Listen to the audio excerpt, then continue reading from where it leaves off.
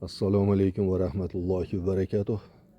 Qadrli do'stlar, aziz uzumshinamandalari, bugun 29-yanvar 26-yil. Sizlar bilan biz Qo'qonda mana hovlimdagi uzumlar arasida biz qisqacha bugungi qilib turgan ishimiz demak sovuqdan foydalanib uzumlarga yahob berish. Kimda qanaqa imkoniyat bo'lsa o'shandan foydalanib suvga to'yintirish maqsad.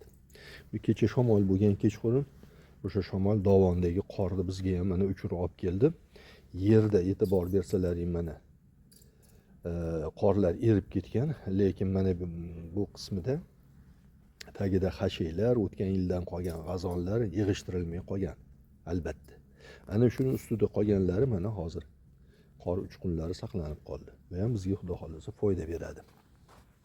Yahob juda kerakli amal, shuning uchun buni sovuqda ayniqsa berilgan yahob juda katta foydasi bor.